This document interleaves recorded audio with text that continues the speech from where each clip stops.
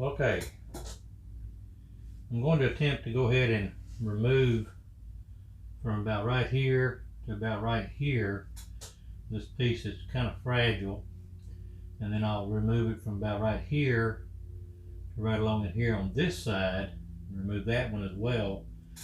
And then what I'm going to do is I'll cut down inside, straight down as I can, and clean it up.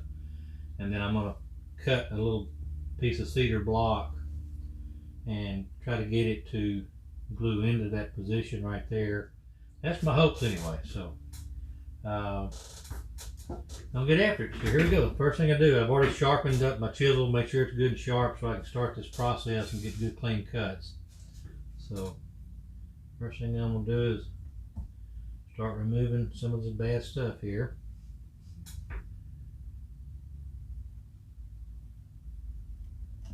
A little touchy, but more of it's breaking off than I thought it was going to, so I may cut a little bigger piece than I thought it was, but that's okay. We're going to do what we need to salvage the part.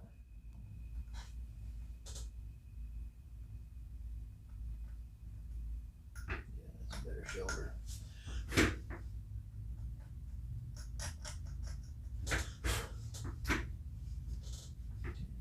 This shoulder here. Okay, that's a good square.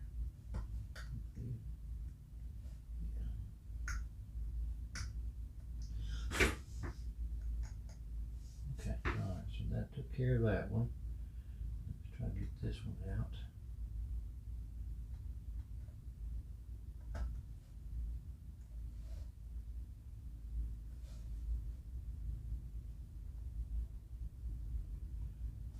Of course, when you're working with sharp tools, you got to be extra careful.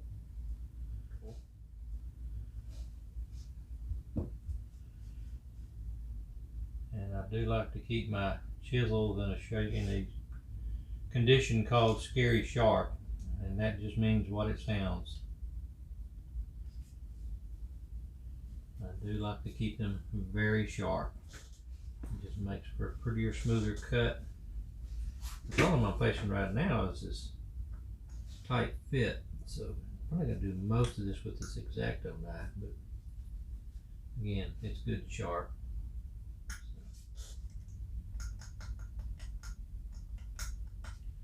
Okay, that repair is not going to be quite as big as the one on this side over here.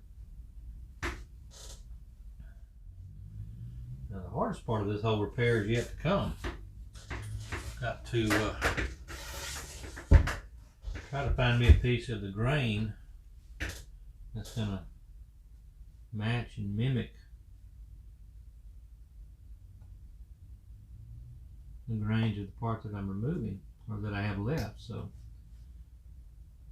I have to look on the same board. Fortunately, I have some more of the board left over. I need to try to cut my repair pieces at a slight angle so that the grain structure follows from side to side. So now it's time to go start looking at the extra board that I have left over and try to find me some pieces of it. So I'll be back. Okay, these are the little replacement blocks just sitting in there right now. They're not glued in place. They're not a 100% grain match, but they're pretty close. And let me see if I can get over on the saw. May have to actually move it over there. Oh, there we go. We can get it closer. You can see the little piece in right there as well. So, like I said, they're not 100% grain match, but they're close enough. Especially when you consider that they're probably going to be covered with some paint of some sort. So, anyway, I'll get these glued in with the CA glue and then let them dry up, and then I'll come back and clean them up. Okay, I've got the little repair patches in, and you can see from the glare that's the glue reflecting from the light of the sun. But they are in, and I'm going to let those cure for just a few more minutes before I start carving on them. That's on the little wrench. And then over here is the same thing on the little handsaw, and you can see the off color from the CA glue. But like I said, that's all going to clean up. and what doesn't get cleaned off is going to get covered in paint anyway. So no harm, no foul. The patches work real good. I think they're going to be able to work fine, and I know they're going to stay good with the CA glue. So I'll be back when I start cleaning everything out. Because these repair patches are standing a little bit proud of the surface of the face, I have to hand sand those back smooth down flush so the base of my router lays flat and doesn't want to kick up, and I get a smooth transition. So this is a little round jig Velcro pad, little hand sander that I made. It uses the same sanding disc pads that go on my random orbital sander, so it's really a handy little tool. So I'm going to use this to go ahead and sand these down smooth. And I need to be gentle because again, they're glued in, but you know they're still fragile. And again, you want to go with the grain. You don't want to go against it. Going against the grain makes it really, really aggressive. So almost.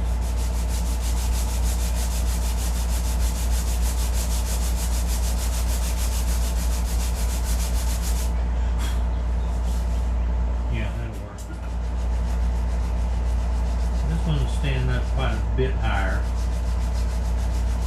It's going to take a little bit more sanding.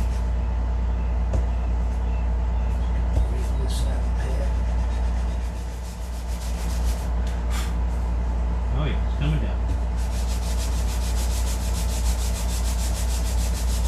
And since this is cedar and it's a soft wood, I don't have to use a coarse grit. I think this is, let me look, I think this is 220 grit sandpaper that I'm using right now. So you can see it takes that cedar down fairly quick. It's almost there.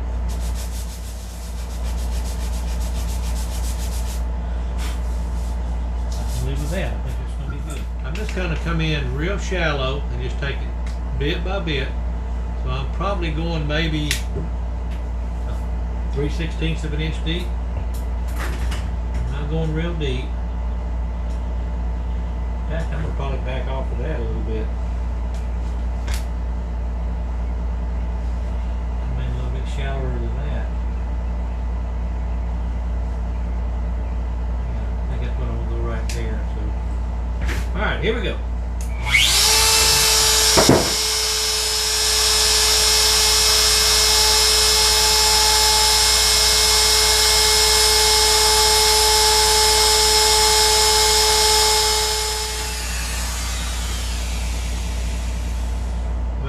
Burr build up on the tip of my blade or my bit, so you don't ever reach into that without unplugging your router first to get that off of there. That's on CA glue. There we go. Got that off. Alright, so now I plug it back in and go back to clean it up.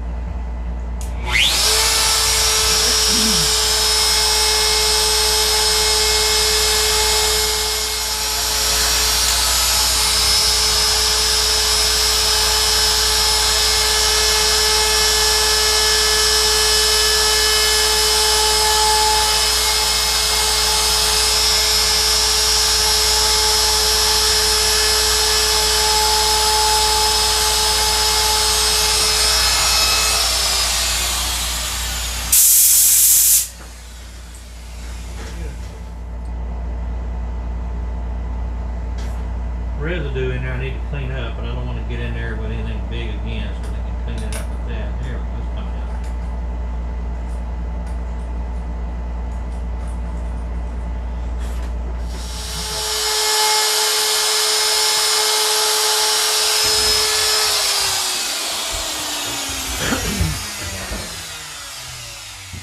Okay, so now I want to get down there and I want to show you just how good this turned out. I'm really pleased with this repair. So, as you can see, it's a pretty good fix. Now I can touch up the little chip outs right there with a little bit of the CA glue and let that dry and then clean it right back up, and that'll take care of that. So I'm real happy. So I'm not going to film doing the little saw. It's going to be the same way, but I'm real pleased with the way the repair job turned out. So I'll be back on the next one. Okay, I got the first shot of black on it, and we're going to let this dry, and then we'll come back and sand it off, and then make any corrections or touch-ups that we need to make, and then we'll go into the painting phase. So anyway, this is the first start. And by the way, this is not black paint, this is marsh ink. I use black marsh ink instead of spray paint. Works a lot better.